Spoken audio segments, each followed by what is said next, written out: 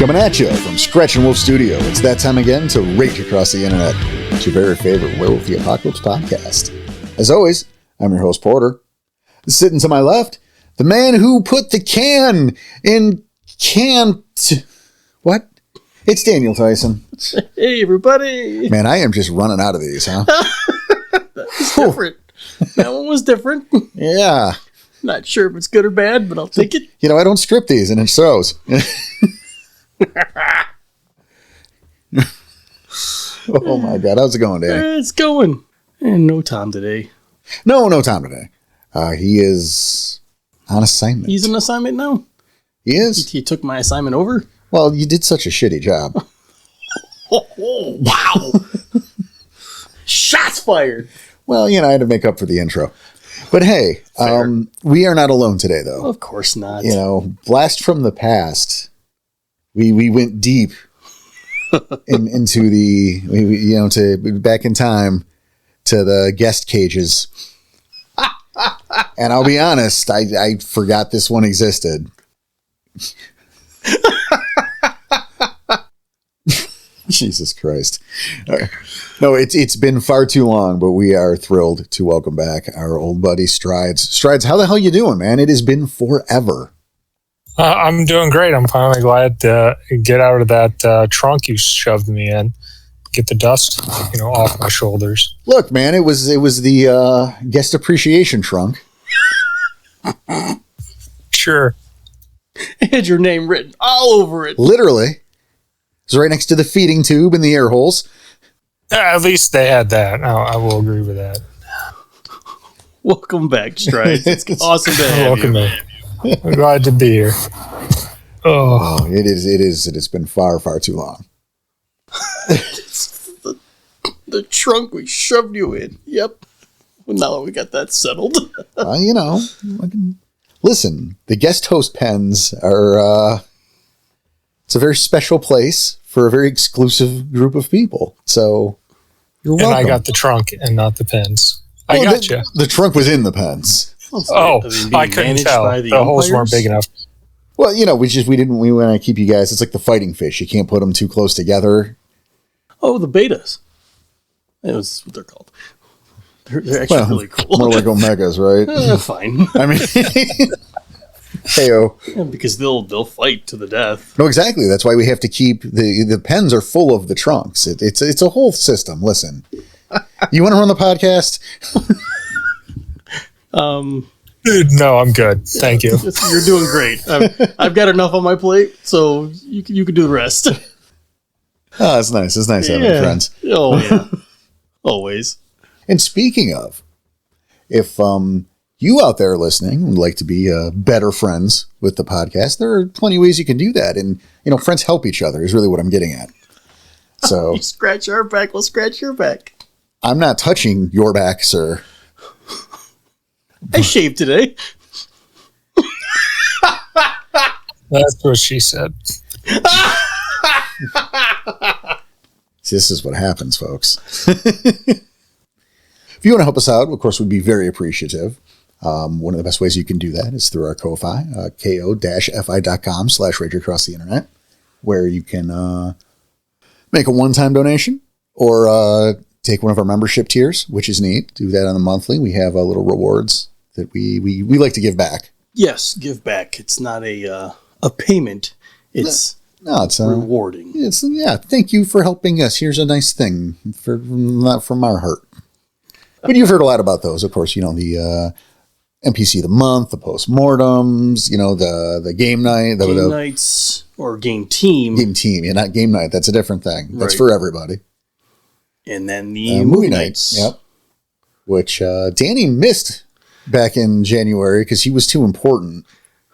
I was too busy. Yeah, he was like, I can't breathe poor people air. That's not what happened. He's like, you have to host it by yourself, Porter, you piece of shit. And I have the receipts, so he can sit here and deny it, but... The receipts? That's right. No. Always keep them receipts. Right? But seriously, if... And Strides, you're a backer. How are the rewards? I really enjoy the NPC of the month. Like I'm getting a collection of backlog that I saved to a Google Drive for inspiration. So the next time I have the free time to run a game, and I ran it for nearly on 2 years, I'll have plenty of NPCs to pull from. About the only thing, I have to make slight changes so that I'm not just ripping off Porter, but great inspiration. And then as far as movie night, I really enjoy hanging out and watching movies that I normally would not sit down and watch, but are still enjoyable. And we Mystery Science Theater 3000, that stuff. So it's a blast. It's fun. I look forward to it every month. It's always a good time. I would never, ever in my entire life watch any of these movies on a normal situation. Space Cop. And except Space Cop. And if any of y'all Neil Breen lovers, Porter is definitely the one to donate to, because he likes his Neil Breen. Don't let him lie to you. We haven't watched a Neil Breen movie in it's got to be over a year now. That's because the disk drive on my computer burnt out. Oh. So my collection of fun shitty movies cannot be used because they're all in physical media. That's a bummer. Right. Otherwise, Neil Breen would be there a lot. Well, not a lot, because there's only so many, and it's a national treasure. There's only so much worm taint that can be passed around. Play the game of how much did Neil pay her. I'm feeling less stable. Ain't that the truth? But hey, if you are not in a position to offer donations, we understand, because times are tough and fucking things suck. Yeah, we get it. Life's hard. But you can help by getting the word out, by sharing the love. Tell everybody about this awesome podcast, about these idiots that make you laugh once a week. Hopefully. Hopefully more than once. Honestly, if we only get one laugh an episode, I know how I feel about that. But tell them about the hijinks. Get them into werewolf. I mean, use us as a resource to get more people into werewolf. That's part of this too. That's a big deal. So there are different ways you can help, and that's another way. Spreading the word, giving us likes, reviews, all of that's important. All of it is under the umbrella of support, and we greatly appreciate it. All of it. It's true. And see, everyone who is currently supporting, we don't say it enough. So thank you so much. And, that's it. That's what we got today. I don't know. Yeah, that's about it. But, you bring up NPCs, strides, and that would have made an amazing segue if we waited to the end of it. Right. Oops. Yeah, I'm sorry, but that's one of your Patreon tiers is you get an NPC of the month from Porter. And I always look forward to it. I may not always say much, but I always appreciate it. I will always remember Roxy. Nice. Oh, Roxy Soft Owl. Yeah, the Soft Owl. So that was a double feature, because that was the Soft Owl Sisters that month. Which, I don't know how much you want to give away on that one, but... Why not?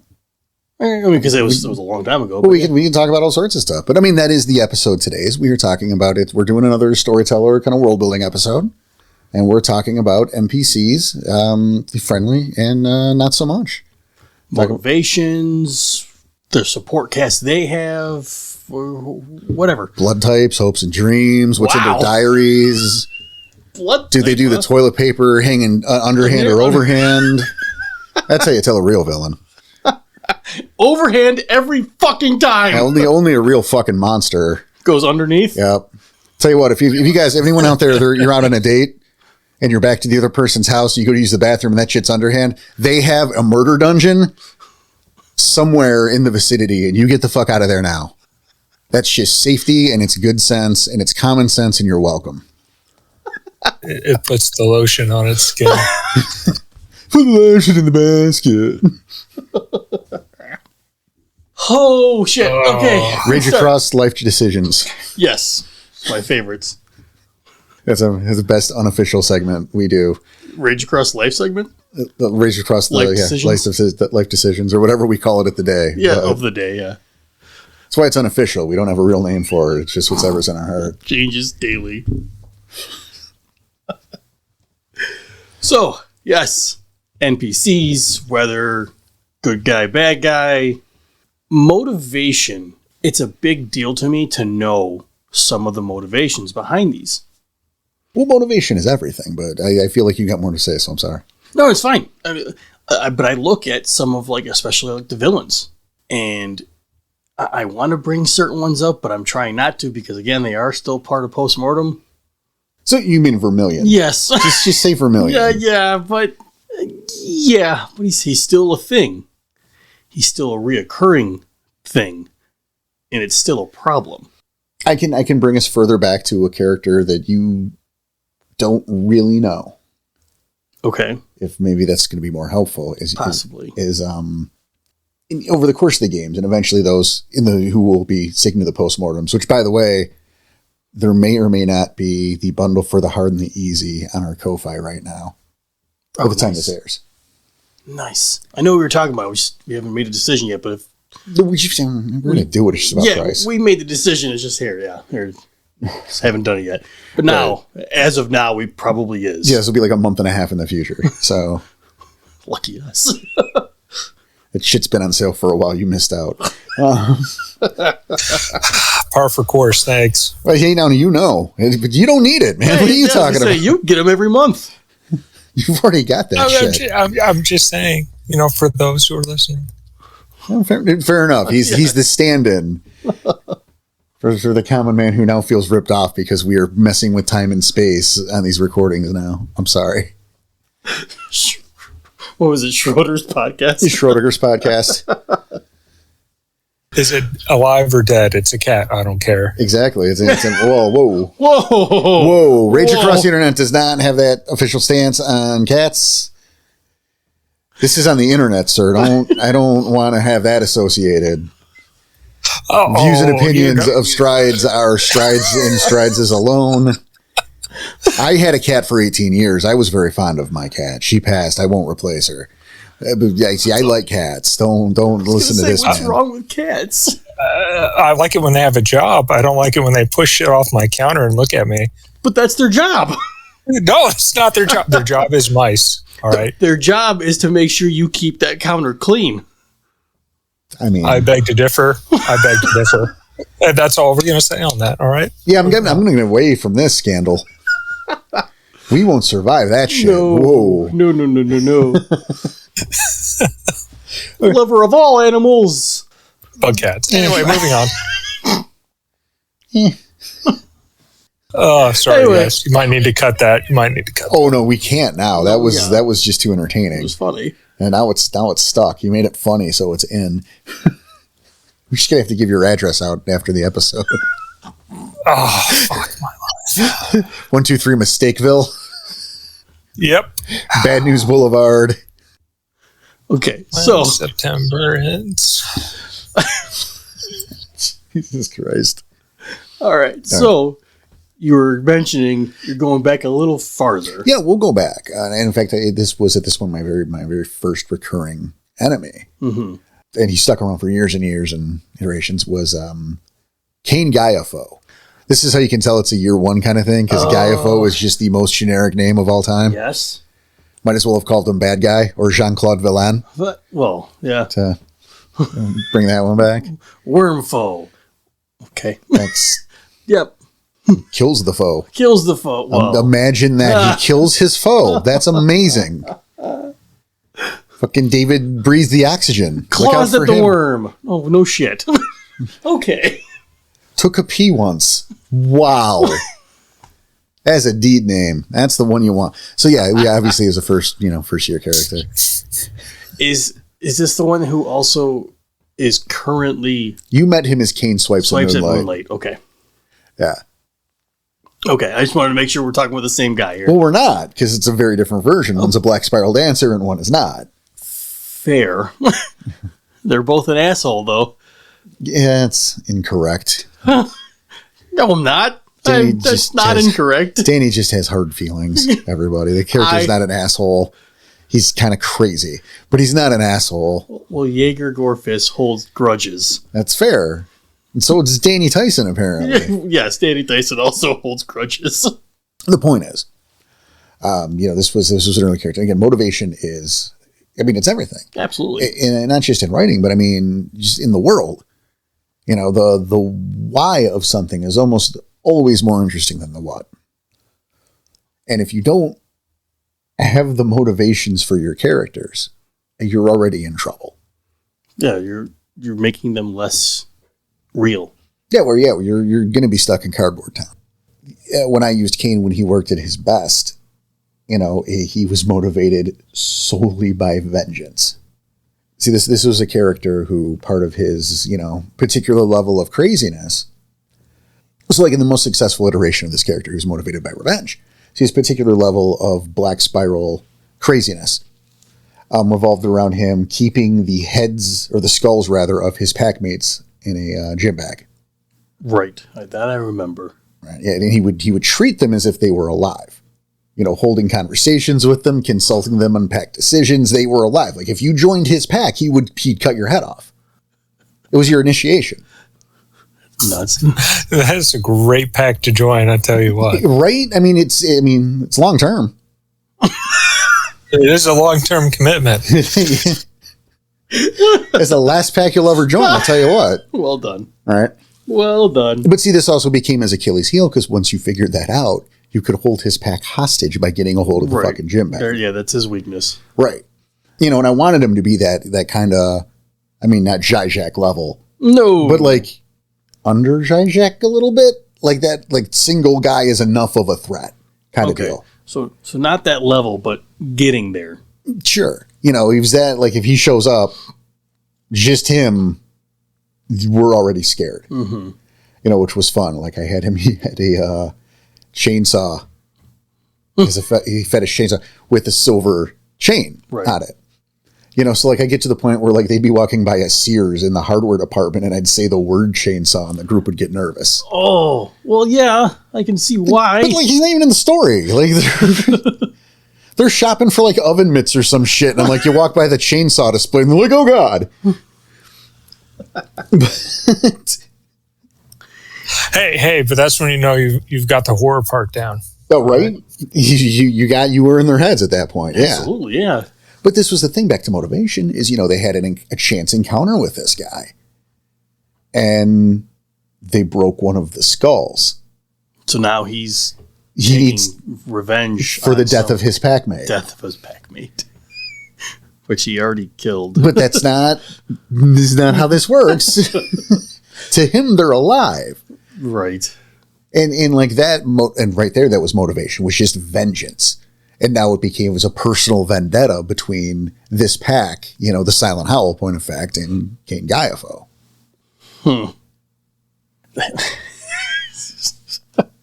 I remember you telling me that story before, and we probably brought it up on the podcast, but it's been a while. But still, something like revenge, something that simple, can still very easily be the motivation.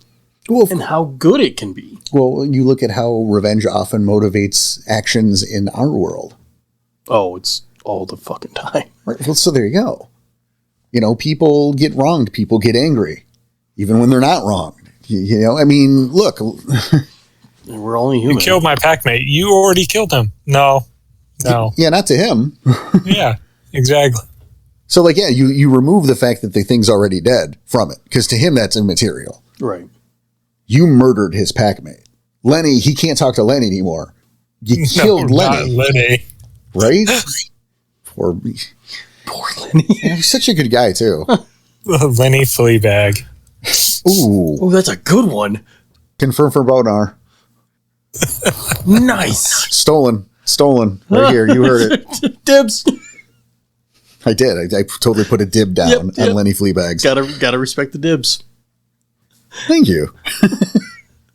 I'll let that one go because you know he's hooked me up with plenty of stuff to go over. Tell you what, turnabout's fair play because you'll get the write up for him eventually. Oh, fair. But I won't have to do any work. Right there you go. No, but here's the Bonar hand to mouth. Yeah, I remember you saying that one. That was one of my favorite Bonar names. It's a real one. He'll show up eventually. Okay. He's part of the Hexmark pack or Black Skies. Okay. Huh. That's a cool one.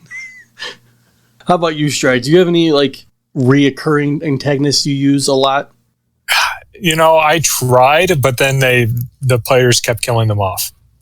So I guess the only real one that I had going on was something they encountered very early on, but it's more of a Lovecraftian horror. You know what I mean? And it was like, that 2-year arc took them on a fight with that thing. Cameron McGiller, he was a crime boss, but he wasn't he owned companies, and on the back end he was a crime boss that was recently turned, and he was trying to strip mine the part of a mountain. And his motivation was the fact that his new sire wanted what was in that mine, and it was an ancient relic from Europe that had been brought to the United States early on, but it was guarded by a vampire that was very old and had chosen to hide in the mountain to get away from everyone. And so this vampire was super paranoid. He also was fearful of letting his master down. So he was doing things to the town folk to get his way, basically being a bully boy. He wasn't treating the workers properly. He definitely did not give a living crap about the mountain, like they were strip mining it, because he knew that anything he had couldn't deal with that vampire. But if he blew the top of the mountain off and got down in there, it didn't matter when the sun came up. And one of the players had background with him. And when he found out, he was going to try to use the player's mate against him to make the pack go down and go fight that thing and bring him back the sword. And he was going to give he was going to give the person's mate back in response to the sword. But the players were like, fuck no, we're going to go hunt him down and kill him. And that's what they did. And I was just like, well, they didn't find out any of this information. They just tracked him down and killed him. I was like, well, there we go. I think that's I think that's a great next point to get to, actually. Well, I was just going to say, it sounds like his motivation was all intimidation, but they weren't intimidated, so it fucked you over. Right, because they're like, oh, he's just a vampire. Well, I mean... And really, really, at that point, I was like, well, I need to... And this is me. I was like, how do I make recurring villains that aren't either A, Lovecraftian, or B, easily dealt with? You know what I'm saying? I do. And I struggled with that. I'm going to be honest. I struggled with that. Well, I feel like it's a good thing that we're on a podcast. It's supposed to talk about that today. So let's dive into that for a second. How to make a recurring antagonist. Because here's the thing, it's a lot like in Strides, he's an expert on this, playing with a cat. You dangle the string or whatever, and, the cat is going for the string, or they're getting the laser pointer. Like, I'm going to get that fucking laser, man. But then, the cat can't get the laser, so eventually it just realizes it can't win and quits. Uh-huh. I'm phrasing it that way. I know. Intentionally. I know. The cat decides it's just going to go, oh, fuck this, I'm not playing anymore. Gotta let him catch it once in a while. But that's the thing, is if you take an antagonist and it keeps getting away. Yeah, your players are never going to pursue it. Yeah, they're going to get irritated.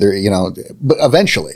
But at the same time, if they don't get away sometimes, they can't be recurring. Mm-hmm. Like you're bringing up their Strides is like something that they can't just take care of. Well, the fun thing as a storyteller is you get to put your fucking thumb on the scale. You get to say, no, you didn't kill him with that hit. He has a health point left because you guys don't know better. And yes, now he's running away. Or, the levee can break that you're fighting nearby. Or, the kinfolk's house is a thunderstorm and the tree hit the thing and now the house is on fire. And it's like, do we kill the vampire or do we save mom and dad? Fuck. Right. I mean, these are just examples I'm pulling out of my ass here, but these are things you can do. You know, another thing is you make the threat larger. Maybe not from the one character, but maybe from surrounding things. Let's do a great example calling back to just 2 months ago in the postmortem. Okay. Which part are we talking about? It's the part where you lost your fucking arm. Oh. where you had your recurring villain Vermilion. Right. But then... Son of a bitch! There were other characters there as well. Right. So Vermilion had a job to do. And he took the package, if you will, for those of you, so not to give anything away to people who are behind or are looking forward to that bundle. And he left. He did his job. His job is to get things from point A to point B. Yep. So he didn't give a shit about you. But there were other people around. Who did. Mm-hmm. or who were just more than happy to spill blood. Yeah. And you were in the way. Yeah. And you were specifically told you were going to get your throat ripped out, actually. Yeah. You were flat out told that. Yes. It was You were like big talk, and then like even 4 hours later. It wasn't even a foreshadowing thing. It was meant to be a foreshadowing thing, but no, it was a straight up, this is what's going to happen. That character was like, if I get out of this cage, I'm going to rip your throat out. That is going to happen. And you're like, whatever, stupid. And that's what happened, and at the same time... Tempting fate. Say again, Strides? I said tempting fate. Yeah, not a great idea. Yeah, no, it never is. But there's an example, because it allowed the recurring antagonist to leave. Yep, like, that's the opportunity he needed. Right. And it wasn't like, I'm going to run. It's like, I don't give a shit about you people. But there are other factors now distracting to make that distance possible. I like that. I like, again, the metaphor of putting your thumb on the scale. Because you have a story for that character. They have a role to play, especially down the line. You can't just kill them off immediately every single time. Well, and we go back to motivation, too. And this isn't specifically about motivation. I mean, it is a little bit about motivation. Mm-hmm. But again, it's about getting out of cardboard town, right? And making your fully fleshed out characters. I'm reminded of a skit, not a skit, a little bit that Louis C.K. did forever ago.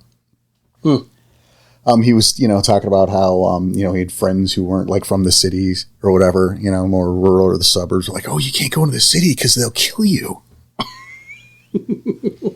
And Louis like, well, people have shit to do with their day. They're not just standing around looking for lost white people to kill. Yeah, that's true. It's true. Right? I mean, I've definitely driven down that wrong street in San Diego and been like, uh-oh. But then no one cares because it's like 2:00 in the afternoon. Right. I mean, like, look, they're being from and still to this day is close to Detroit. Yeah, I was going to say. Like, there are places you don't want to be and times you don't want to be there. But by and large. By and large, yes. In the middle of you can, again, they're not waiting for lost people to kill. People have things to do. And you want to keep that in mind with the villains, too. And this is where we relate to this. People have shit to do. Every character has shit to do with their day. Mm-hmm.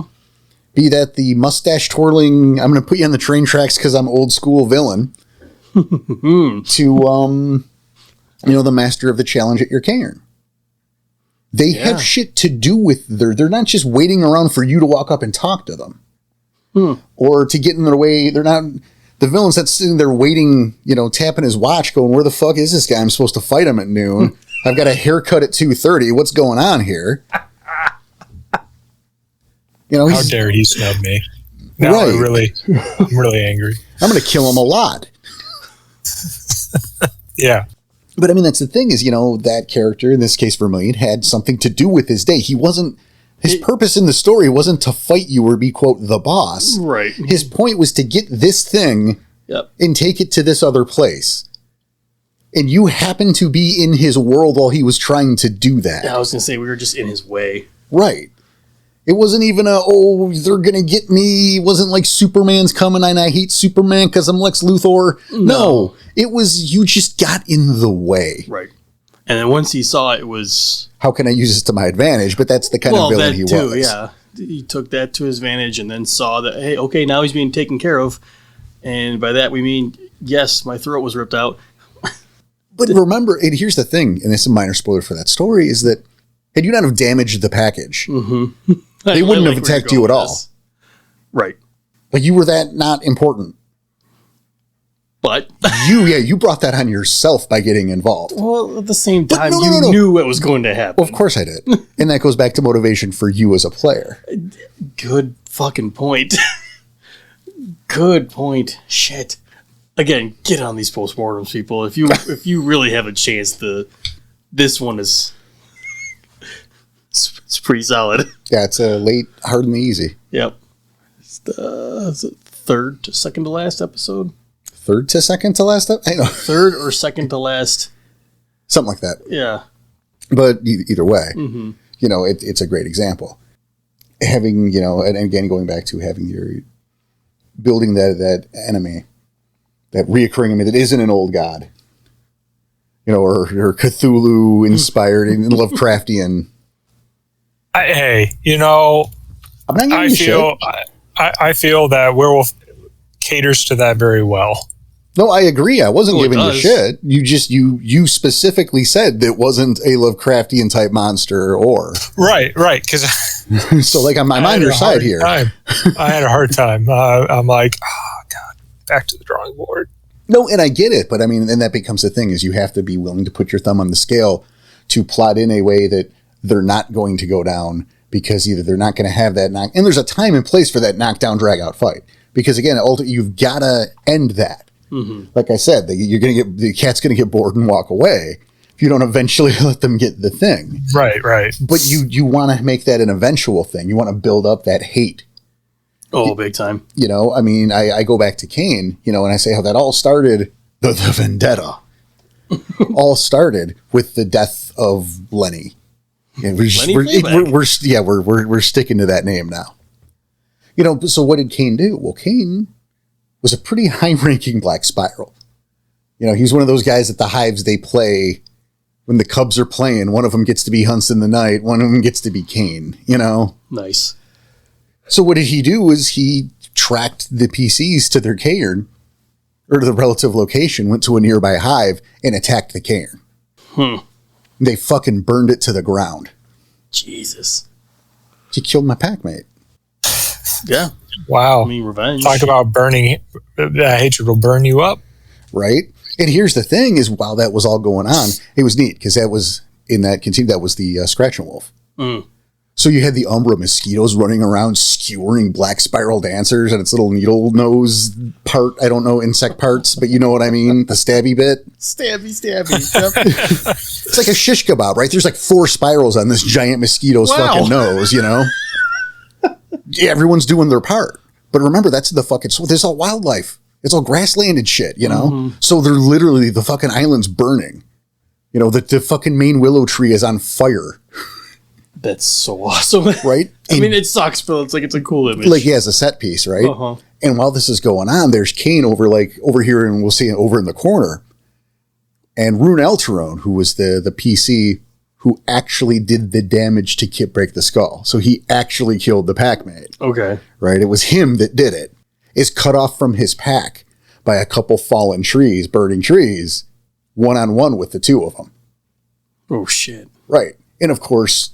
Rune Elterone is totally out fucking matched. So all he can do is hold them off and try to run. Jam tech on the chainsaw and try to escape. And that's how that happens. The pack had to escape. You didn't get this Cobra Commander shit. The cat says, I've been foiled again. No. This dude ran for his fucking life and got lucky. And Kane's like, what? It's what you get. You killed my brother. So instead of the cat eventually catching the little laser, that laser's going trying to kick the cat in the ass. The cat's like, oh hell no. But there you go. That's a way to do it. Yeah. Jesus. And here's one, and not to spoil anything from the upcoming Chronicle Shadows and Tall Trees through the postmortems. But you guys, your last encounter with Vermilion, he didn't run from you, did he? No. No, you ran from him, right? Yeah. So there you go. But again, we're trying not to. Well, yeah, I mean, there's spoil anything, but there's context there. Well, certainly, but that's not the point right now. Right. Point is when I'm writing that scenario, I wrote it in a way where you're running from him. He's not running from you. You didn't turn him into a cartoon character. you were in a position where maybe you could have fought him and won, but maybe that's not the right play. No. I think we were pretty smart about it. But again, it's for the future, but it's right. It's the example. You know, how do you do it? Well, again, you keep your scenarios in mind. You frame it in a way where it's not Yosemite Sam or Cobra Commander running away going, "I'll get you next time." God, I miss those cartoons. They don't make them like they used to. They really don't. It's just thinking of like what the original Power Rangers. Was that Rita Repulsive? Yes! Exactly. Why do you know that? Wasn't she dressed like Little Bo Peep? Yeah, kind of. It just popped in my head. All right, I'm probably wrong, but no, I think you're right, and I think you just watched it yesterday. Okay. I doubt it. I'm gonna stand up for Strides here. I don't know if he's right or not. I have no clue. But no, wasn't she dressed up like Little Bo Peep? Kinda. She had like the weird things over her head. And, weird and like the headdress. staff or the shepherd's staff or whatever. And so my follow-up, an actually reoccurring villain, by the way, who is more of a mastermind. But that doesn't work in game. I mean, it does, but it doesn't. Okay. Because that character in game, actually, before we get back to that, can someone tell me why she was dressed as Little Bo Peep, other than Japan is weird sometimes? Japan is weird sometimes. Yeah. I mean, I'll accept that answer, but I was hoping that there would be a more relevant one than let's make a kaiju monster making villain. I just remember she had like one of her minions or whatever. His name was Goldar. That's what I remember. I remember like the golden. No, I remember him. He was a monkey that wore like a gold night suit, right? Close enough. We're digressing. Anyway. Have you listened to this show? Are you kidding me? It's like the balls of you to say that to me. Of course we're digressing. We're pulling up childhood memories that I've buried deep. Well, here's the worst part. I was just old enough to age out of Power Rangers. Like, I could have watched it. You know, there were other people in my grade watching it, but it was that's for kids, man. Like, just that age. No, I was the... Well, you're a few years younger, so you were in the sweet spot. I was too old for it. It was the sweet spot. It was the perfect age for that. I have vague knowledge because I was too adult for Power Rangers, but I was never going to miss an episode of Batman the Animated Series. And somehow... That's fair. It's okay to watch X-Men and Batman, but Power Rangers is for babies.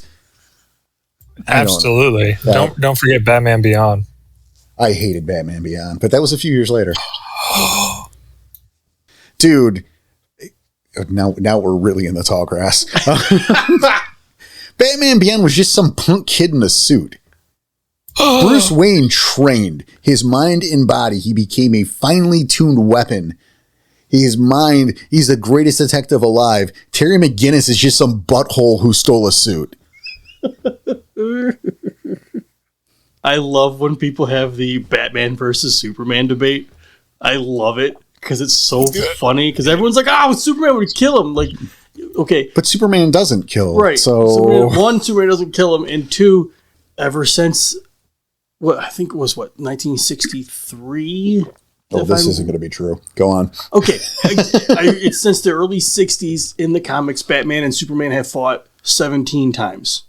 I might be off on number by 1 or 2, but of those times, the amount of times Superman has won over Batman is 0. Batman has beaten Superman every single time they have ever fought. I want to fact check this because it's not that I think you're wrong. It's that I think you've lucked into being correct. I don't remember where I saw this, but also I am too lazy to fact check you. I believe I'm just over here stirring the pot. So yes, right. Batman just outsmarts Superman every time. I'm not arguing that part. I'm arguing your numbers. Okay, again, my numbers might be off 1 or 2, but... I wouldn't even say 1 or 2. Okay, 3 or 4. Oh my God. So the Rita Repulsive thing. This is Love it. This is a good example of the mastermind archetype. Okay. And that's all well and good. Okay. And yet obviously you can totally do that kind of thing in your games. Someone behind the scenes is at the top of this little pyramid and is pulling the strings. The easiest you could go with someone like Harold Zettler dealing with a Pentex game. That's way, way at the top, of course. So we're not really going to use that example, but the option's there. Right. There can be someone pulling the strings of the shit that's going on around you. The problem is in terms of a recurring antagonist is because we're not watching TV, we're playing a game. Mm-hmm. Your players don't know that character's responsible for shit until you eventually unveil them. That's fair. Yes, I've been in charge of it the entire time. And if you haven't thought that through, it becomes super fucking hacky and everyone rolls their eyes and gets irritated. But still, like, in your mind as the storyteller, you've written this awesome thing. These enemies, this guy behind the scenes who's been pulling the strings and how satisfying it's going to be for your players to finally confront them. But they don't know any of that shit. So it's not satisfying. Not yet. No, it won't be. Because they don't know. Okay. He's going to go, I've been in charge of all of it. And your players are going to roll their eyes. More than likely. Yeah. Especially if they, you're right. Especially if they don't know a fucking thing about them. Right. It comes back to that shit. And we've talked about this before, is that, the Silver Fangs don't have access to the tribe book. Sorry. Sorry, Shreds. Go ahead. No, I was just going to say, and the thing about masterminds is if they're a good mastermind, you won't even know. Exactly. You should never know that person in the first place, unless things have gone, astray, very astray. No, and you're exactly right. And that's the thing. So if the storyteller does decide they're going to unveil them and how satisfying is this going to be, it's not going to be satisfying because they didn't know this guy existed. So for all they know, you just pulled this out of your ass. This isn't satisfying. Unless. Nope. But go on. Well, I'm just thinking, like, it's just one of the characters you met a very long time ago. It was just a quick run-in. You only met him for a second. And it happens to be, it was him the whole time. Well, my issue with that stuff is like, okay, Danny, why would he just be there that one time to see you? I've mentioned this before. To set everything in motion. You see what I'm saying? I've mentioned it before. When he can easily put somebody else in that position, that would be far less detrimental to him. I agree with you. And I've mentioned it before. It's the Scooby-Doo thing. Fuck. I was going to let you speak and go, yes, Danny, I too have seen an episode of Scooby-Doo. See? God damn it. Especially the originals, if you ever watch it, the very first or second character they introduce you to is the one who's been wearing the mask the entire time. And now it's even in like detective shows now. I look at it like the show Castle. I love that show, by the way. But 9 times out of 10, it was the very first or second, quote unquote, just suspect. Suspect, yes. It was the quote unquote suspect the entire time. That's who the bad guy was. I mean, the formula's there. Right. You're right, it is. The formula's there. It's been working forever. Why fuck with it?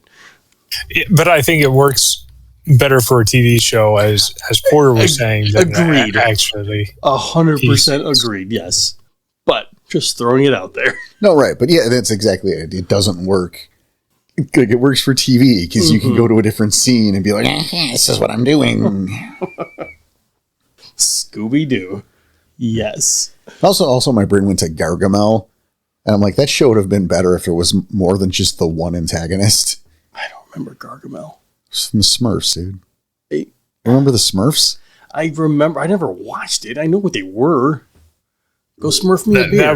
That was before Danny's time. Right? You're probably right. It wasn't before you and mine, but it was before his. You smurf everything. Go, yeah. Go smurf me a beer. That was a line. Not from the show, though.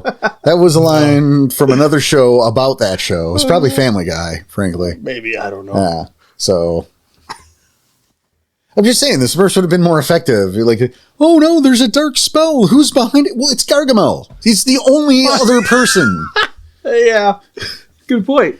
Like, your whole world is just you and this shitty old man and his cat. So the only option is Gargamel did it. I didn't even think about it that way. He's the only bad guy ever. He's like the only other person. And that's why you need to have more than one bad guy in your story. Right? So you're not. It's like you go back to Adam and Eve. Like, Eve's like, who let the toilet seat up? I wonder who did that.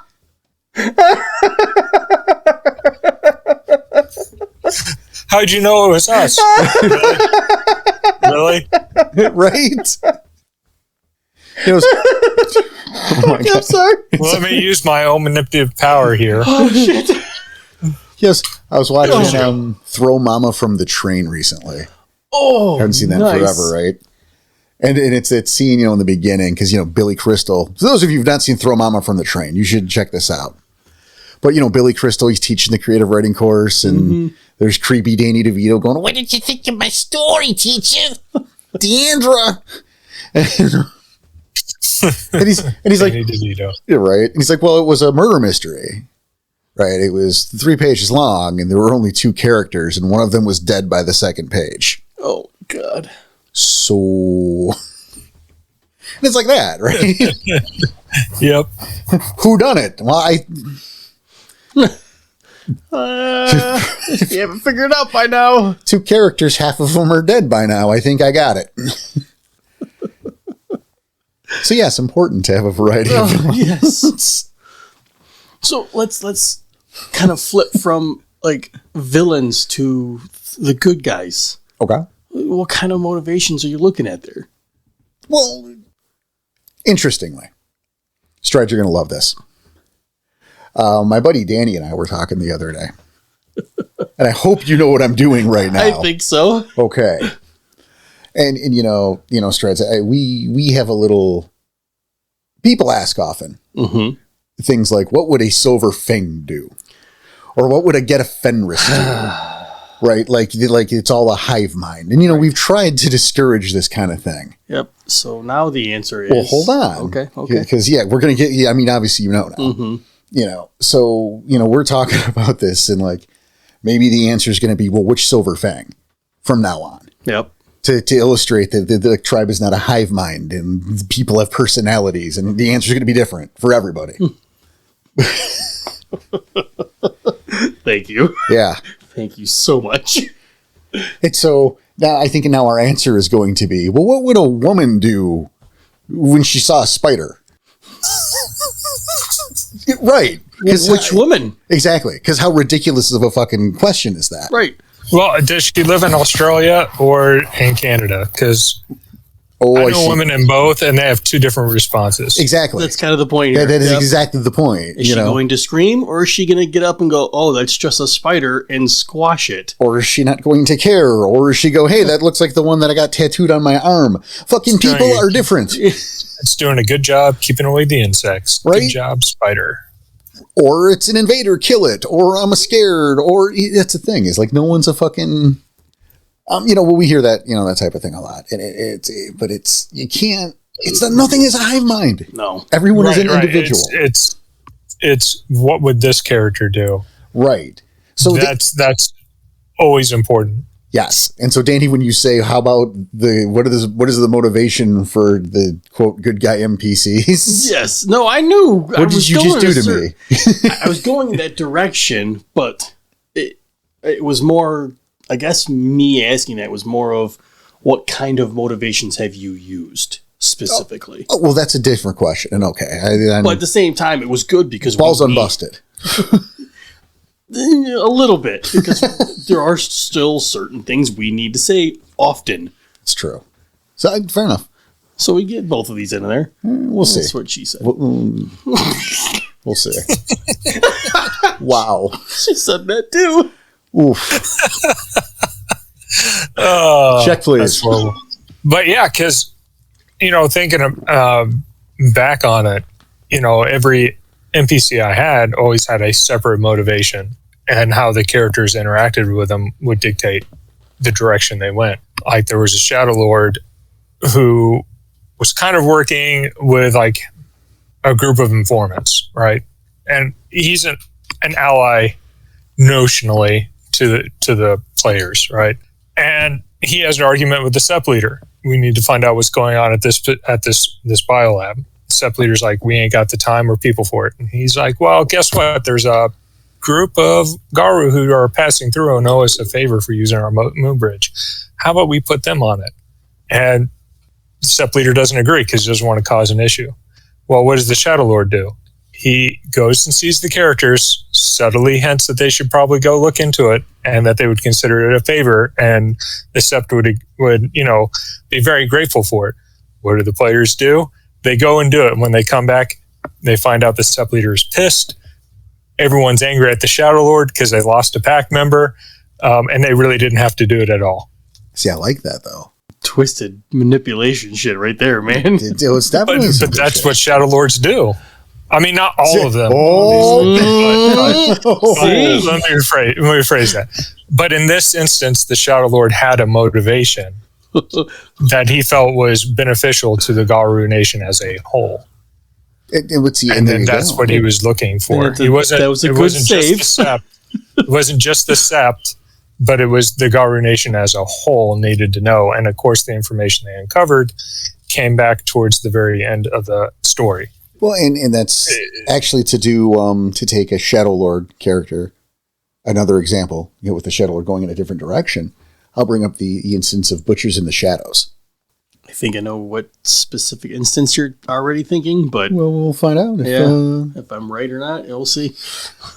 Who was sent to the Sept that he was in to spy on the elders there. And in particular, a certain Yetta Fenris with a fair amount of clout. Well, Butchers in the Shadows gets there. He's there not very long, like days. Realizes, hey, this Get is not a moron. He's not this big idiot charging into battle. He's a pretty smart guy. So what does he do? Is he goes to said Get, motivated purely by self-interest. Yeah. And says, hey, I was sent here by these Shadow Lords to spy on you specifically. That's the exact situation I was thinking of. Yep. Why? Because it's better you know now than you find out in like a week. And you're going to kill me for it. You're right. Again, motivation. Absolutely. But I like how you use that because that Shadow Lord specifically, very self-motivated. True. Right. But that goes back to different motivations. Exactly. And different characters. And, it's always good to have a different. Now, I will tell you the player characters hated every single Shadow Lord they ran into for the rest of the game. That'll happen too. Every single one. And it wasn't even his fault.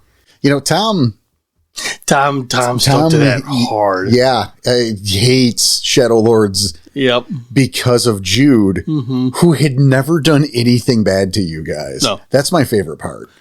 Is Jude was always super cool to you guys and kind of had your back beyond reason. Oh yeah, he just wasn't every time, but he's just never been upfront about it. Yes, that's the problem. Therefore, Tom hates all Shadow Lords. Yep. Fun times. Tom hates, yeah, but Tom also hates most Get too. It's true. I mean, we should say Crimson Ghost does. That's not Tom. That's fair. Crimson Ghost. Tom's character, well, Crimson Ghost. If you had to deal with your Yetta Fenris, I don't think I would like them either. What?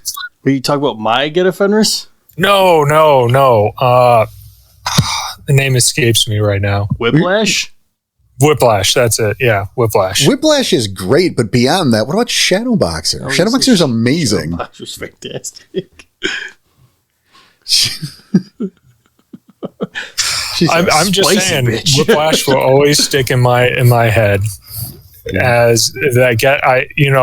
You need to be trained by him, but you don't want to be trained by him. That's yeah. Look at that motivation. Yeah, that's a big part of it. Yeah, and I guess yes, Danny. Let's go to Whiplash for motivation because hey, I hate to break this down, but maybe you have to sometimes. I don't know. But, Whiplash on the surface, you look at him and he's just like kind of a sadist, like a brutal motherfucker. Yep. But that's not carries a necklace full of ears. But see, that's not at all who he is, and that's not his motivation. No, that's just a front. Yeah.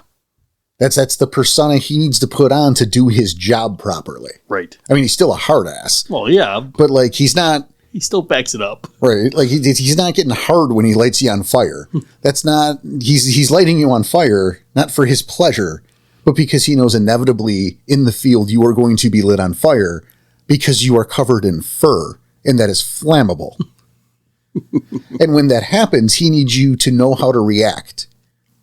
And not flip out and go, oh my God, what do I do? What do I do? And maybe get yourself and others killed. Right. You have that buddy in the background yelling, roll, roll. Right. Like he needs you to know what to do already. So he's going to light you on fire in a safe place where people can use mother's touch and there's water around and you won't die. You might think you're going to die, and that's important. You need to think you're going to die. Yeah. Because otherwise you're not going to react properly. So yeah, he wakes you up by dousing you in gasoline and throwing a match on your ass. Because when that happens, you know, like when you're in the field now, you don't go, oh my God, what's happening to me? You go, right, this is what I do. You keep your fucking head together, you stay alive, and you come home. Yep. That's his motivation. And I remember you telling me that specifically. I don't remember if this was part of the game or not, but that's what you see up front. What you don't see is when he's done, he goes outside the barn and just starts throwing up because of the things he knew he just had to do. Yeah, there was a point in his, I mean, you get over that after a while. But yeah, in the beginning, yes. The shit he'd have to do would make him sick, but he's doing it to to save Garu lives. Sorry. Yeah. There was another one. I'm trying to remember. It was a Jamie Moon song. You couldn't dodge this knife. He goes, what do you mean he couldn't dodge this knife? You've been throwing knives at me since I was a kid. Oh yeah. Look at that. Oh, have I? Yeah. I guess you can dodge knives. Yeah, exactly. How about that? Yeah.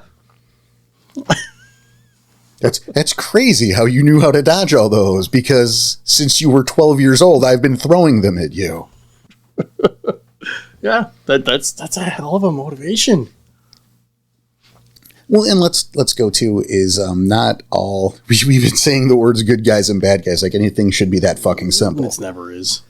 Let's talk about, friendly NPCs who are not really friendly. Okay. Your rival packs, things like that, where they're not, quote, villains. They're not of the worm. They're not black spirals. They're just assholes. Okay, so Kane swipes at Moonlight now rather than... I'm sorry, I had to. Such an asshole. Reese burns bridges. Reese? Yes. Okay, I'll take Reese burns bridges. Or I had a pack that I rarely got to use. I think I used it once or twice. So they might show up again in the future. They're really not fleshed out. They were called the Joker's Wild Pack. I was thinking the Joker's Wild. Okay, yeah. Yeah, that pack full of Ragabash, whose purpose was to make you look stupid. That's their motivation? That was their motivation, was to make the PCs look incompetent so they would look better. It's a competition. There can only be one best pack. I like it. That just made me think. They're not villains, right? No, but they're just assholes. But their motivation is to succeed. And for them to succeed, you have to fail, or at least it makes their job easier if you look stupid. Yep. And so for a pack full of Ragabash would be the plural. Beautiful. Yep. 10 out of 10. It's what's better to do? Like, be like the strongest guy and like lift a bunch of shit to get the boulder up or whatever to impress the elder, or steal some of the elder's favorite shit and put it in your backpack. What's easier? Or just make sure that when he picks up the weights, you've pulled all the safety pins. Also an option.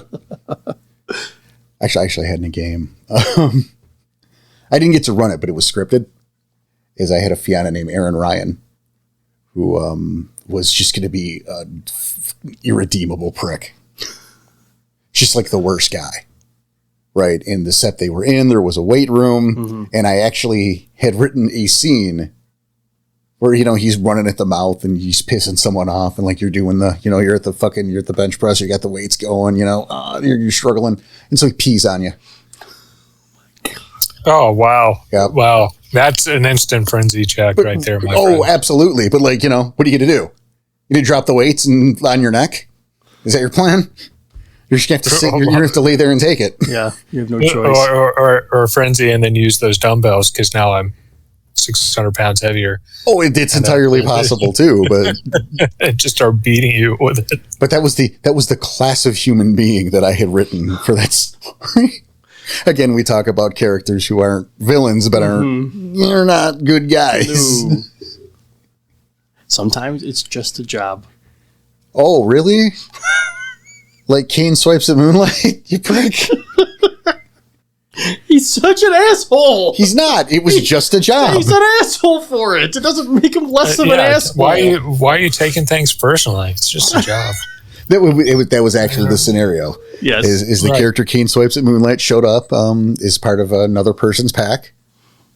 Yep. And he was a hired hand is really all he was.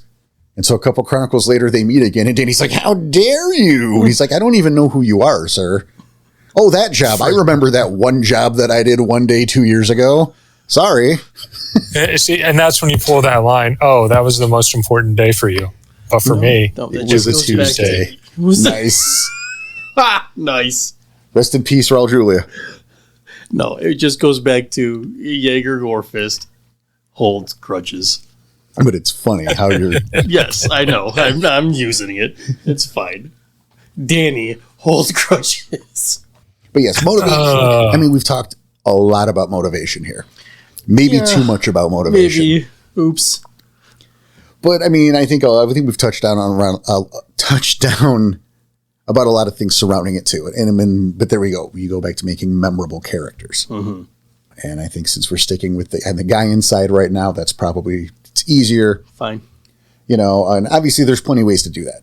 Be that through, name helps. Oh, name's huge. If it's fun to say, if people like to say it, they like the name, that's obviously going to stick with people.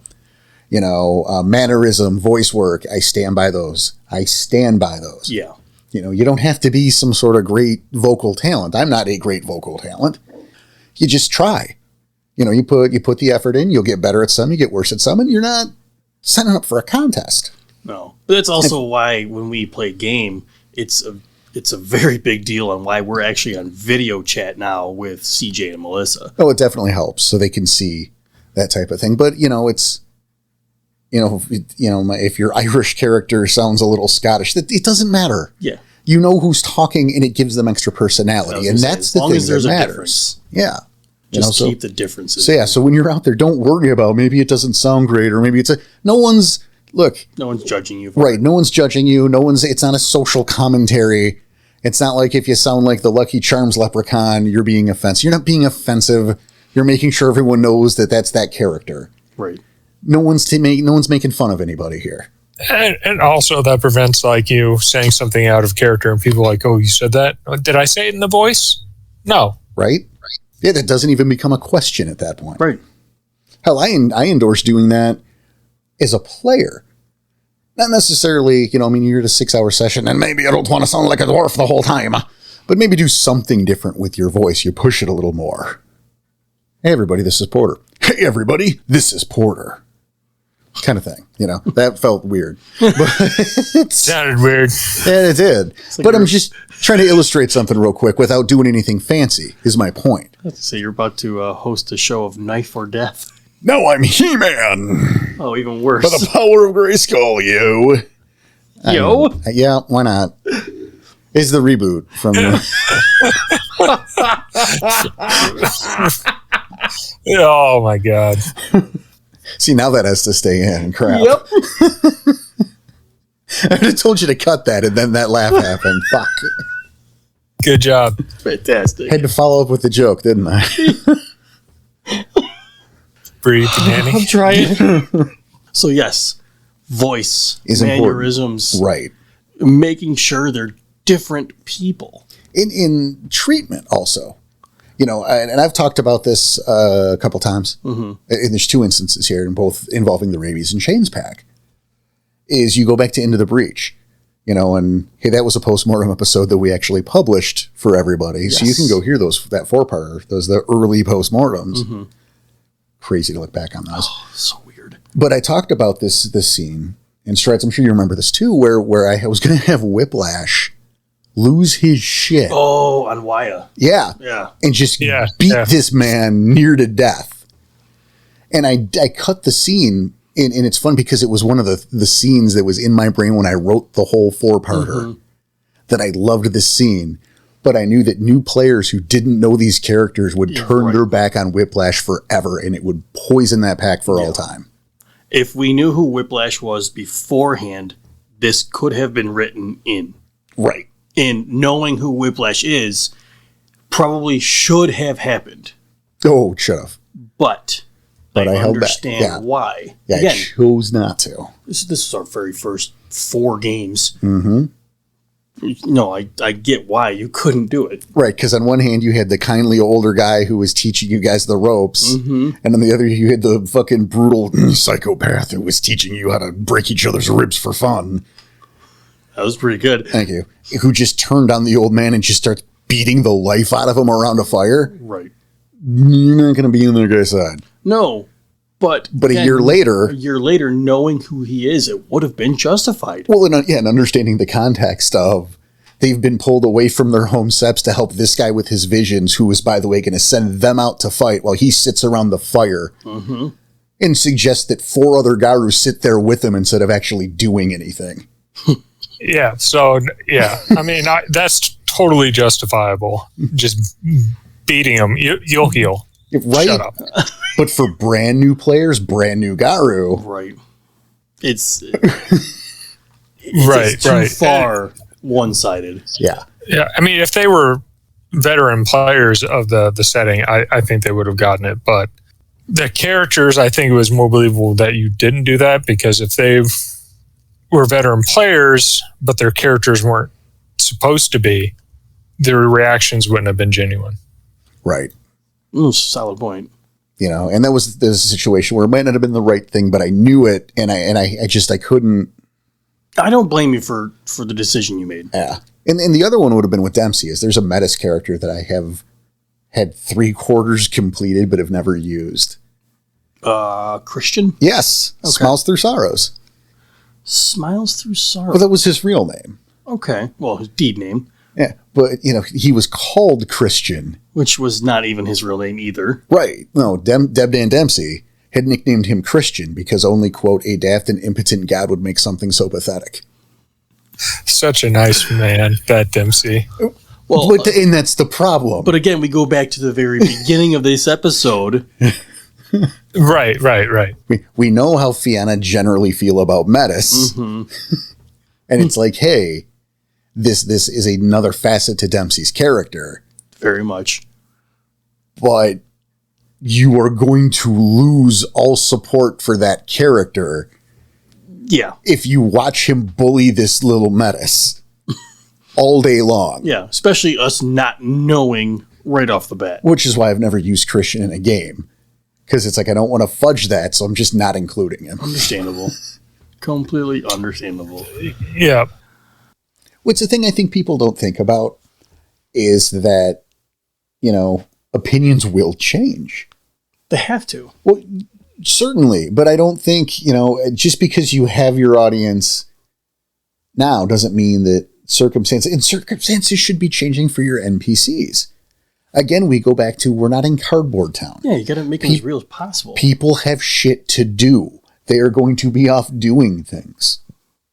Your NPCs should be growing and changing and also dying, by the way, as time goes on. Nobody lives forever. Right. And it's, especially as a storyteller, and I'm sure you can back me up on this, it's hard sometimes to let go of an NPC. Oh, I totally get it. And the season finale, if you will, one of my players was like, and I see this person at the end, right? And I was like, nope. And I just left it gray. And that player was so angry at me. So that person wanted to kill off that NPC? No, it was her favorite NPC. Just didn't make it. I didn't even give her that much. Oof. Oh, you went the opposite way. Oh, you son of a bitch. So Yeah, I mean, it was a final battle. Everyone had to escape, and there were so many portals, and you didn't know where the portal took you. In fact, they almost didn't make it out of Pangea because they landed in Pangea. Nice. But the other players, they didn't know where they went because there were 6 other portals to different realms, including Atrocity. So, have fun. Right. You son of a bitch. Oh, I love it. I love it. It's awesome, though. Like, I hate you for it, but holy shit. Yeah. Man, I can't wait till you run another game. I'm gonna make sure I sit in on as many of those as possible once you run it again. You should probably play. If I have time, you know what? I would love to. That's always the thing. But that's that we'll put a pin in that for the future. That's an off-air conversation. Yeah, that is an off-air conversation. But I mean, that's great. I know in the Virginia games, and there's more. I'll truncate this story. There was a story that was an attack on the cairn. Mm-hmm. And I've talked about this before, I think. At least, I don't know if on the air, but I know, Danny, you know a lot of this. Probably. Is I wasn't telling. I was helping. I needed a break. So, one of my players decided he wanted to try telling. He did like a 6-part thing. And he wanted to end it with an attack on he wanted to end it with destroying the cairn. I told him to go fuck himself. Yeah, because you spent the entire time. Right. Like, I'm the one who built all of this. You're not kicking over my sandcastle and going, okay, your turn. But we said we'll do an attack on the sept. That's the compromise. Mm-hmm. And so we went down the list of the NPCs and who's going to live and who's going to die. And, we had our butcher's bill. And it was like we wrote these. The idea was to write these vignettes. Oh, right. Yes. Right. For, just for the people who died to give them like a nice send off. But you can't do it that way. Right. Because then as soon as somebody starts to hear one, they know what's going to happen. So we ended up writing vignettes for everybody. And by we, I mean, I wrote like 90% of them and he did like the other like 3, which is fine. I'm not complaining because I had fun doing these. It's fair. And you've heard some of them because I've reused some of them. Yeah, I was going to say because they're neat.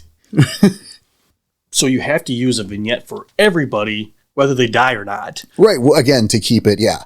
And I incorporate this into my mass battle rules from that on because I love it when you do it that way. Right, because you get a view of what's going on in the battlefield, add some extra flavor. But in this particular instance, right? I'm talking about this particular story. We wrote these vignettes for these people, and you had, you talk about the NPCs dying, and like Strides did. There's the character was Max Romano. Yep, you know this one. I do. Yep. It's my favorite. That's why I'm bringing it up. Bloodshot. He had a little office in the cairn grounds, little log cabin for him, and the enemy is aggressively attacking. There are Fomori and spirals. There's a fucking thunderworm in the barn. Jesus. And he sees all this, and he runs to his office, and that's it for a few rounds. Oh no, Strides, you're gonna dig it. Okay. Yeah, because again. I mean, obviously you don't know who Max Romano is. You don't know his motivation at that point, but I do, and the players do. And they've known him as a mean, selfish, nasty motherfucker, right? The whole time. I was gonna say, yeah, probably very selfish. So they see him running to his lodge house. They're automatically assuming something. So 5 or 6 rounds later, might not have been that many. Not the point. We have the vignette. He comes out of his office and you can hear Sinatra's My Way playing on his record player. He's got his fedora and a pair of Tommy guns. He steps out with the line, "Eat this, you cocksucking McGillicuddies." And lets it rip. Yeah. They find his body when the battle's over. That's it. Yep. That was his vignette. That was his send-off. Yep. Was his pair of Tommy guns and "Eat this, McGillicuddy." Oh my God, it's so funny. But so he went down like a champ. Yeah. He went down like a champ. And again, just like him, he was an old wise guy. Right. His day has long since passed. I was gonna say he was stuck in that era. Yep. He was very much. He was a product of that time and that time alone. And I felt his final words was exactly what he would have said in Chicago 40 years ago. Yep. Like I said, stuck in that time. Yep. And would have it no other way. Did it my way. And so, right, like he went in there, he poured himself a couple drinks, he made sure his guns were in proper working order, he got his hat, adjusted his tie, maybe shaved even. I can very, very much think so. Shaving, maybe even polish the guns. Yeah. Oh, yeah. He was dressed to the nines. Polish. Oh, yeah. He knew. Yeah. He knew he's going down, and he knew he was going to take as many with him as he could. Yep. And so you get those last words, you move the scene along, everyone else goes, you never hear from him again, and then his body's just in the battlefield. That's a proper send-off. No one lasts forever. And that's a good motivation. If I'm going to go, I'm going to go my way. Yep. So perfectly on point. Funnily enough, that character exists in other iterations, in other versions, and in fact, he was an antagonist in the. If it's a good concept, It's always an awesome concept. Yeah, I mean, reuse it. And you know what? That's something too. Like, I mean, for my NPCs, I reuse all of them. Because I'll do a different reality, or do a different spin on them, or a different take, or what happens if, right? But finding the voice of a character, and I don't mean finding the voice that they're going to use when you voice them, and I don't mean the voice you use when they speak, but who they are, finding their voice is very important. And I want to look at Max as a great example, because I had the damnedest time figuring out who Max really was for a while. I couldn't find his voice. Like, I knew he was bitter. I knew he was mad that the world has passed him by. I knew that he was that old gangster in a world that doesn't have gangsters. Not anymore. Right. But what finally hit me, and the inspiration could come, from anywhere, but I was watching Mad Men. You've mentioned this before. Well, I don't think I've said it on the air, but I know I've said it to you guys. And, there's a scene is one of the earlier seasons, Don Draper's in his office, being Don Draper. And, Roger Sterling, played by John Slattery. Roger Sterling just bursts into the office, right to the bar. And he looks over his shoulder over at Don and he goes, they say when you start drinking alone, you're an alcoholic. Looking to avoid that. He pours 2 drinks and hands one to Don. Yep. Fucking Roger Sterling. And it was that moment that I found Mad Max. Or Mad Max. That was his nickname then. Yeah. That's when I found Max. It's like, okay, there it is. That's who he was. This is who he is today. And now I found that bridge and I have his voice. He was Roger fucking Sterling. And now the world this isn't the Roger Sterling world anymore. He's stuck and he's so mad about it. But yeah, he's still there. And he wants it back. And he'll do whatever he can to get it back. Mm-hmm. I see it, and I see why. And then we look at, you said it, like their voice. Not what they sound like. Right, but they're, And we go back to, and we look at the postmortem again. And with Jaeger Gorefist, I feel like that it took me up until this most recent episode of our postmortems to find his voice. To find his motivations. Yeah. And I mean, that's fine. You were brand new, so it was your first character. But you found it. Yeah. And now you know what that's like. So you know the importance of it. Right. It's so weird to think about because, I've been playing it for how long already? And people who've been listening to the postmortems might see it something a little different compared to what I was doing or vice versa. But in my own head, that is a brand new character now. You mean Jaeger Gorefist? Yeah, Jaeger versus Luca. Right. Best way to put that, I think. Yeah, Luca Scrag Ripper. To yes, I heard Jaeger Bag Ripper. Scrag might as well have been. Yeah, the guy sucked. It sounds cool until you realize what it actually means. Right. Well, it's like when I wrote the Lost Woods pack. Mm-hmm. As if a preposition makes them mighty, by the way. Nice. Good callback. Thank you.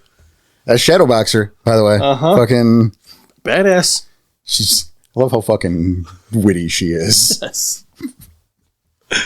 They were called the Lost in the Wood packs. As if dropping a preposition makes them mighty. Fuck, man. Anyway. Oh, but when I was writing that, like I thought about that too when I wrote those shitty deed names. Mm-hmm.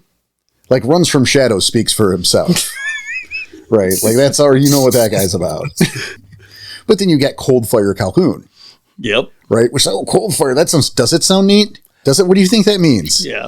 Let's dissect that for a second. Yeah, and that was the hour round. Yep. Yikes. That is some embarrassing shit when you stop and think about it. Yeah. Ron Day Tripper. Well, that's a different. But that's a little. It's different. a little bit of a code. Yes. Because it's like, okay, he's the Gellert. No. Does he really like the Beatles? No. Was he high a lot? Nope. Dude has not succeeded on a run roll since 1997. They're just trying not to immediately embarrass him outright.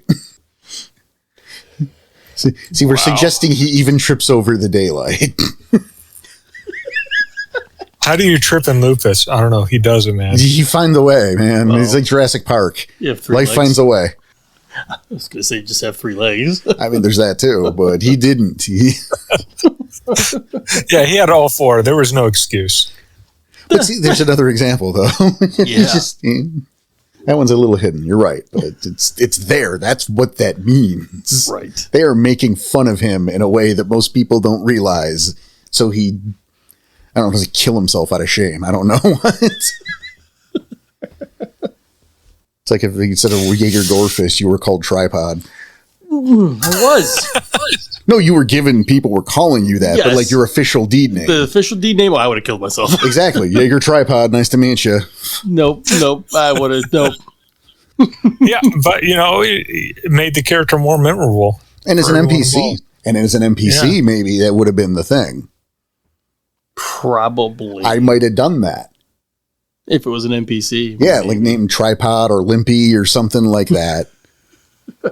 And then watch, because again, your NPCs aren't there to facilitate exposition. Mm-hmm. They're not waiting on you the entire time. Right. They have shit to do. They have lives. They have a function. So maybe you make that part of his arc. That, your PCs are off on a mission and they come home and Skippy. There we go, right? Skippy. Suddenly has a new deed name that isn't making fun of the fact that all of his limbs aren't there. See, now that is cool because it's breathing life. That life happened to happen. That's a weird way to say it, but it happened while you were gone. Yep. The world is turning even if you're not around. I like that. Well, hell, you guys, you and Tom, in our games. I remember one of the earlier chapters. Well, I guess it was in chapter. It was in Hard and Easy. Okay. But you guys witnessed an NPC in your sept go through his rank challenge. Ah, yes. Remember Xander fighting Whiplash to get to rank 2. Like you were there to watch that. That wasn't necessary for anything. It's the world turning. It was cool as hell, though. Right, life in the sept. And what did you see? Not only did you see how those characters interacted, how Whiplash was making a point to fuck with Xander. He could have won the entire time, but didn't. Right, it was to first blood, so he's like, I'm not going to let you bleed outside. Yep. All of this is going to be internal. I'm going to take my time with you, kid. You're a little punk and I don't like you. Wow. Yeah, that's exactly what it was. I remember, and even after the scene, because obviously Xander wins. He does. He beats Whiplash. Whiplash, accepting defeat, holds up Xander's arm to the victor. Yep. And then, as soon as everyone stops looking, Xander turns around and spits up pints of blood. Also, while that was going on, Dead Man Dempsey was taking bets on the winner. Yep. And Butchers in the Shadows won the whole fucking pot because he had taught Xander how to beat Whiplash. Well, what you should have had is Whiplash there with like a sock and a rope, or a sock and soap. Oh, I'm sure that happened. It could have Other times. Other times. Beat you with this with this sock of soap. Just gonna beat you with it. Well, Why? hey, You won't bleed. The point is, did that scene have to happen for us as the PCs to forward the game? no, Not at all. it had nothing to do with the rest of the story. Not even a little bit. It was really cool imagery, and it just shows that Sept is still living without us. And these are people who have shit to do and thoughts and motivations and lives, and this shit matters. It's important when building your characters. Get out of Cardboard Town. Make real people as much as you can. And it doesn't mean that every character you create has to have a full backstory and hopes and dreams. It's important to know where to separate. The waitress that took your order in the last actual play. I don't even know her fucking name. I'm sure I named her. I don't remember because I don't care because it doesn't matter because she's nobody. Right. The guy behind the counter was Mel. That's the owner because I was doing a thing. That's how I know that. Yeah. I don't remember which of the actual play episodes it is, but I was told to go get a beer, and in front of me, 2 of the NPCs were playing cards, and I looked at the player who's got his back to me, and I see his cards, and Is Dave in Falling Leaf? there we go, Dave and Falling Leaf, and I hold up 2 4s because that's what he's holding, and I get a wink back. Do you think that fucking matters to the story? But it does matter for character It building. matters for characters, yes. I think that was 4-1. Yeah, let's hope that it's aired by now. Let's hope so. No, by the time this airs, it will have aired. Because it's 4-1 or 4-2. Okay. Then yes. You need to stop messing with the time. Right. You know. Here's one for you. Here's one that you don't know yet, Strides. The avocado gag. That brings up so much imagery. None of it good. It's going to air, I think, next week. By the 2 time weeks? this comes out, it's either next week. No, it's or already week- done. By the time this comes out, it's already done. I think it's 4-2. No, I know it's 4-2. Because it wasn't in 4-1, and I was looking forward to it, because it's one of the very favorite things I've ever read. Yes. I promise I'm you. laughing over here just trying to figure out what and part of me doesn't want to know. No, it's No, fantastic. I won't tell you, because it's going to be funnier for you to hear it. Right. Don't spoil it. Yeah, I won't spoil it. But there's, and I guess what I'll say about that, without saying anything about it, is it was, and this is why I loved it so much, is it was an example of a ragabash being a ragabash without being an asshole. Yes. It was somebody, it was a ragabash character playing a joke and being funny without it being like, oh, I replaced your shampoo with Nair, Yeah, or but not a jokey Smurf. right. It was a kind of a joke that, no, someone would have done this. Yeah, and not only that, but the scene around it shows the dynamic of the rest of that pack. True. Very true. And but the thing was, it was the attempt was, the goal was for it to be funny without being disruptive. And that's the best way I think I can put It it. was still a little disruptive. Not to the game, though. Oh, to the game, no. That's a good point, yeah. To the It was in the world. circumstances happening, yes. And it was funny in the hopefully, in the circumstances happening. But it's not a player going, I'm playing a ragabash, so I'm going to steal this man's shoes. That's being disruptive to the game, probably. Right. Or trying to steal everything that's not nailed down. Oh, right. Like, that's all right, great. I'm going to mess with the salt and pepper shakers. Like, that's kind of cliche. Yeah. That's very cliche. So I wanted to do something that was hopefully funny, but they would find it funny. It wasn't something that would get your ass kicked on a normal day if people were acting properly. It was an irritation, but again, it was very much world build. Yeah. And again, I took it more as not just the ragabash joke, but the pack dynamic. That was my favorite part of it. Which is nice. I'm pretty happy with La Magnifique so far. Which is weird to talk about the actual play as we're, you know what I mean? Yeah. But I don't know. I like that pack. Strides. What do you got for us? I feel like I've been. As far as in motivation, I feel that it always needs to be a variable, but especially in a pack, the motivations of each character need to somewhat mesh within that pack as far as in NPCs in order for it to work and be realistic. Sometimes I feel that you do get that carbon cut cardboard with that, and it's easy to do as a storyteller because a lot of times like you have a pack here or a pack there that's really only there for 1 or 2 arcs maybe, and then that's it. And so it's difficult to get everyone fleshed out, to give them their time in the sun. But listening from you, it's always good to have a scene or two in the background that kind of establishes that pack's motivation, way how they work together and how they function. And I think that goes a long way of fleshing out the world. No, I think you're absolutely right. And I mean, you can say a lot with a little if people are paying attention. And I don't think this is a scene that I've ever written.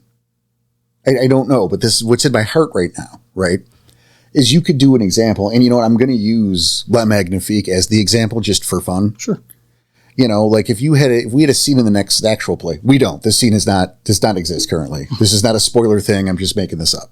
Where everyone's at the cabin and pizza's ordered. Cool. Right. And everyone's getting their pizza, and suddenly Breaker, Mia Jawbreaker, she reaches over and just pulls the mushrooms off of Bodhi's pizza. Just pulls them off his slice and puts it on her plate. Now that says a lot without saying fucking anything. I was going to say, it can go a lot different ways too. Well, but you hear what I didn't say? I didn't say that he reacted negatively or he said what the fuck or any. Right. No. Because did he even notice? That's well. I mean, yes, he noticed. Okay. I mean, you're going to notice. There's no, but Right. Pulling toppings off. So that's an intimate fucking act. You don't just reach over and pull toppings off of, a werewolf's pizza. You don't do that to anybody, man. I mean, you have to have a close fucking bond. Right. There's a personal relationship there. If you're reaching onto someone else's plate and removing a food item from it, and in that case, I think the implication is Bodhi doesn't like mushrooms. It's not that because Mia's not a jokey, tricksy person. No. She's not playing pranks. He doesn't like mushrooms. She likes mushrooms. She's going to take the mushrooms off his plate. Now in a normal, people might pull their mushrooms off and, hey, can I have your mushrooms?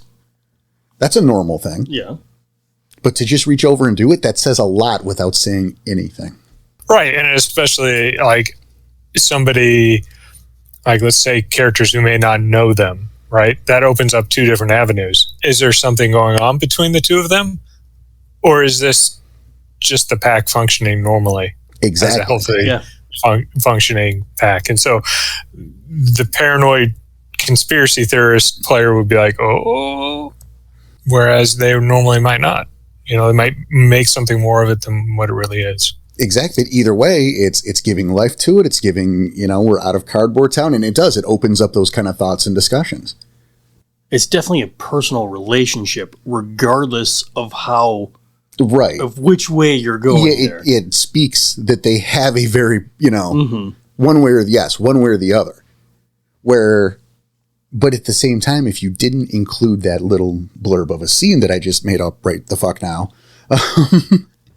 it wouldn't take away from the overall plot of a story. No. But it gives so much life. Without saying anything. I go back to in the Virginia games, the story Kids in America. The short version is that pack and the Silver Star pack got the day to fuck around. Cool. It was just a social game. It was one of these, tomorrow, you guys are all fucked. So enjoy your day, because this is what you got. Okay. And it happened to be Halloween. Cool. So you had the Silver Star, the Alpha and the Beta, Xander, I remember this. Setting Sun, and Shalasi Rising Sun. Already twin deed names, right? They show There's up. already a relationship there just by the names alone. Dressed up is Little Red Riding Hood and the Big Bad Wolf. Complete with Xander having a collar, a chain of collar that Shalasi's Little Red was holding.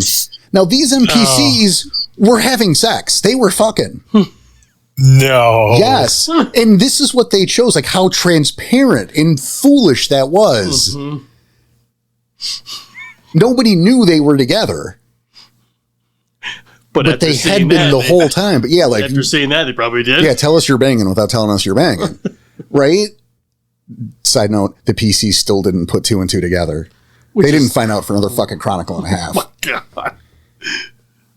Way to go, Danny. No, this was before Danny. This is Virginia Games.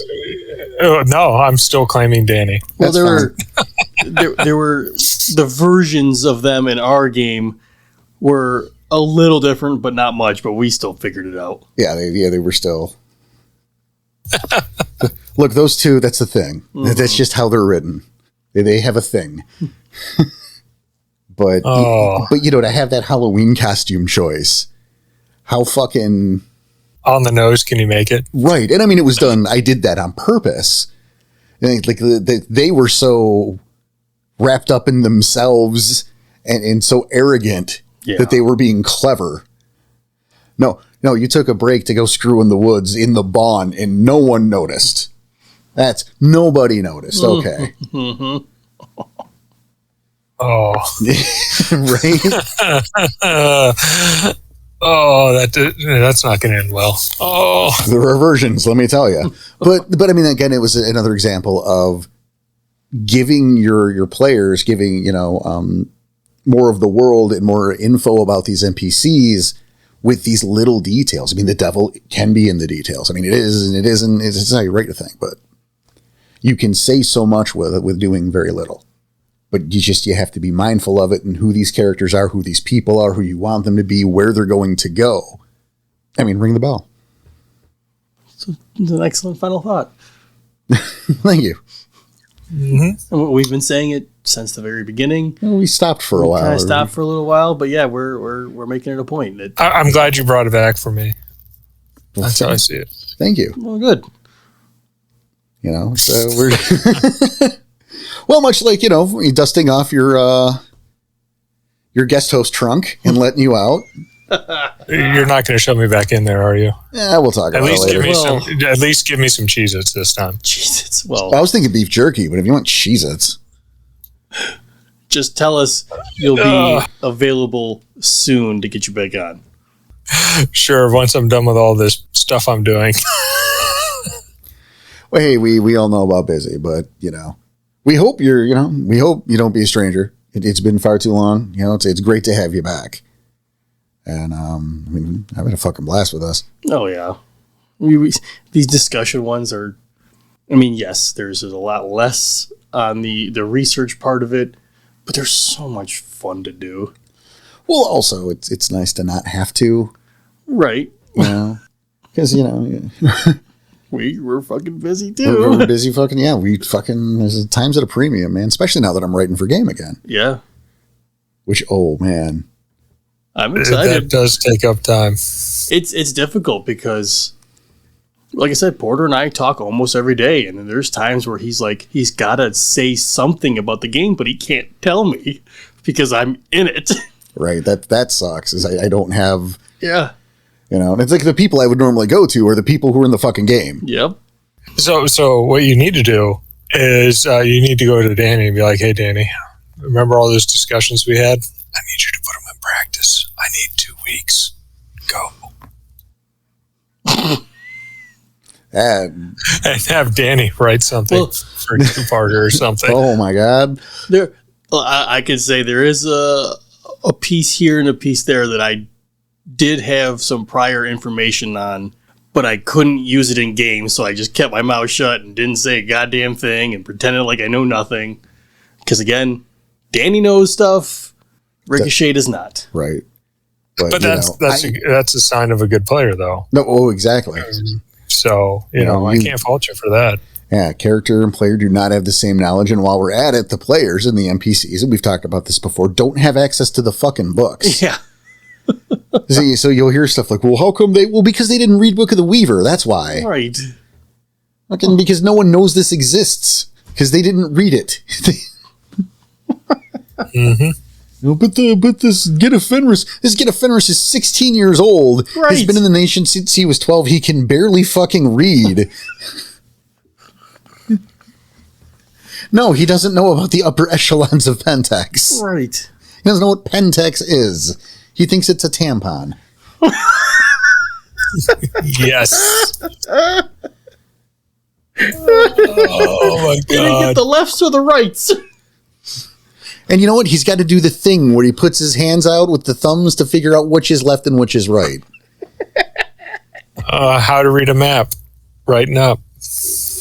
Oh, boy. By the way, you can't see it. I'm sticking my thumb to the right and lifting up my middle finger. Nice. That's how you remember.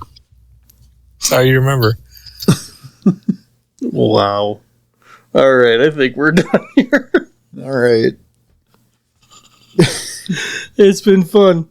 No, yeah, Strides, thanks for coming back, man. This has been super cool. Yeah, we'll have to do it some more. Maybe, next time I tell you I'm about ready to start writing, maybe you help me flesh out some ideas, like you used to back in the day. I would fucking love to. You know where I am? I'm on, you can always find me on the Discord, and so can the rest of you. You just go to our website, rageacrosstheinternet.com. Link to our Discords there. It might also be other places soon, too. We never finished that discussion. Okay, well, we'll discuss it then later. Yeah, that's a later conversation. Might also be other places. But yeah, join us on the Discord, and you, too, can talk about Werewolf with all of us and pick our brains and shit like that. But absolutely, Strides. Fucking, I'm excited for it. How many games do we have going on now? Shit. 6, 7. CJ's got one. Mel's running Changeling. Ghost Paw. I can't I count. think Gangrel. I'm assuming Gangrel's taking that, but there's a new one budding. I'm just saying, y'all got a lot popping off on Another the one channel. or two either just finished. There's a lot. We host games, yes. If That's all I was pointing out, especially if someone's like, well, I don't have anybody in my area. Don't really have an excuse. You know where to find them. that's true. Absolutely. You could easily find a game, maybe join one, run one. Who knows? Yeah. But we like to host those. Absolutely. We like to hang out at the RAI Presents to certain games. Stride's got an RAI Presents. Yes, he did. Again, Strides being one of our very first. Yeah, you've been with us since the very beginning. Yeah. One of the very first fans, one of the very first backers. Yeah. Thank you for all of that, by the way. Oh, I know. I love you guys. Like, distant relatives that I don't see very often and need to see more often. So, right? The kind that does that, like, we don't have to get you presents on holidays, which is super cool for me.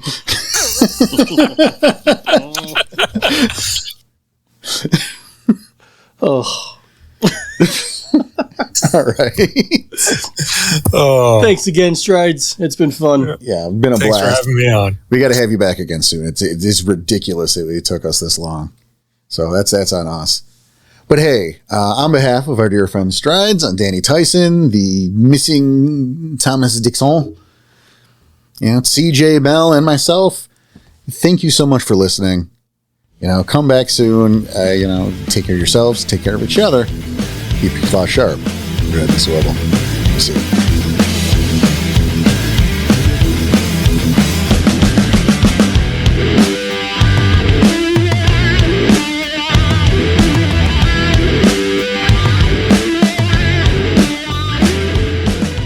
I'm feeling less stable. Ain't that the truth?